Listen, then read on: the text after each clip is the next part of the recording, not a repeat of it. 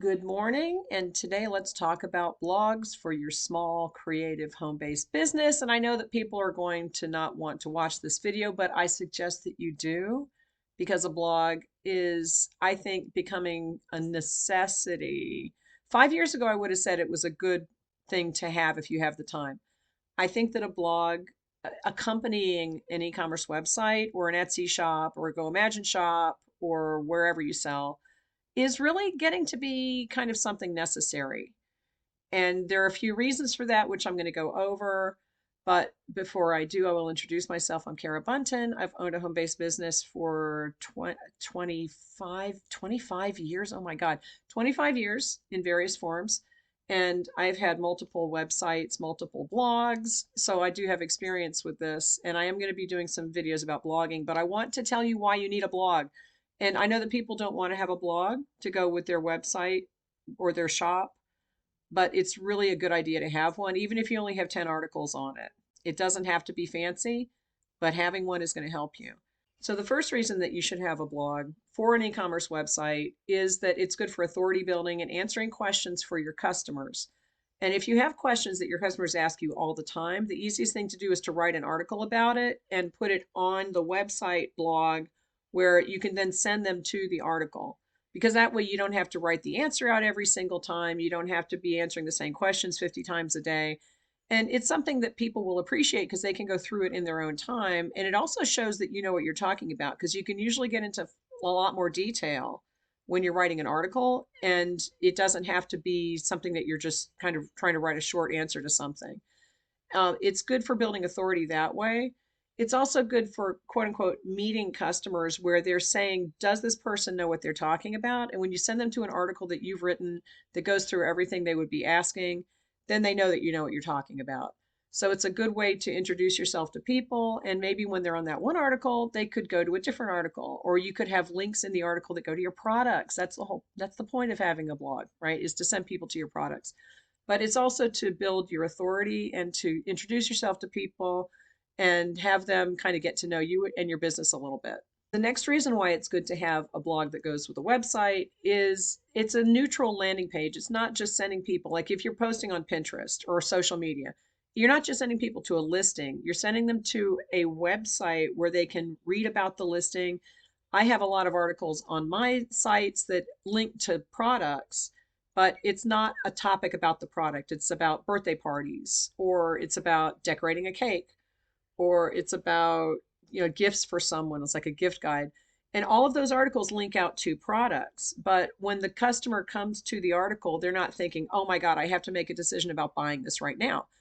Pinterest, especially, if you are linking to a pin and then you're trying to get people to go to your website, it's a really good idea to have kind of a halfway point where it's not as threatening. When you send people to a listing from Pinterest, they're like, oh my God, and I didn't expect this to be a listing, unless you make it really clear on the pin that it's a buying pin.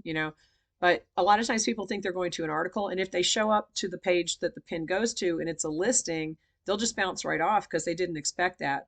If it's an article, you can still link to those listings that you would have been linking to on Pinterest, but it's not as threatening for the customer to see that article and to be shown information as opposed to buy this, buy this, buy this. So that's a neutral landing page is really important. And it is a good way. It goes back to the first point where people kind of get to know you a little bit. If it's cold traffic, they've never heard from you before. Why would they immediately go and buy something from you if they don't know, like, and trust you? So the neutral landing page is a good thing, and a blog is really good for that. The third reason that you should have a blog for your e-commerce website is that it's good for outside traffic from search engines. And you can get traffic from search engines if you use the right keywords and position your articles the right way. And it's just another way to get found online. It's a way to get your footprint online and to get people to find you in different ways that maybe you didn't even pay for. It's just organic. But if you do want to run ads to a blog or to a website, that's a good way to do it, is to have the neutral landing page where you can advertise and send people to multiple listings. So having that separate place where you can answer questions for people and it's not necessarily just selling is a good thing for outside search engines, and it's an extra way to get traffic to your site for free. The fourth reason that it's good to have a blog for your e-commerce website is that you can put ads and affiliate links on it without worrying about, does this platform allow me to do that?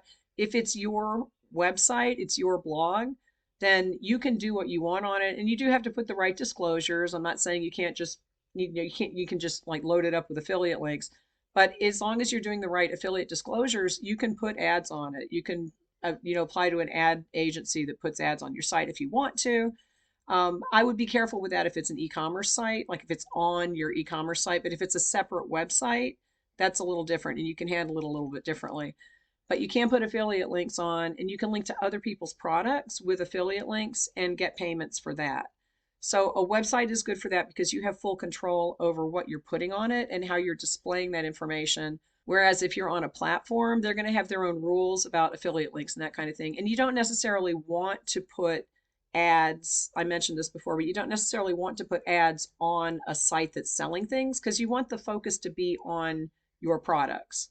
But if it's a separate blog, then you can be a little looser with that. Like I mentioned at the beginning, 5 years ago, I would have maybe said, if you have time, do a blog. But I think now it's becoming more important and even necessary to have some kind of a landing page where you don't just necessarily sell to people, but you give them information. So watch for my next video about this, and I will talk to you later.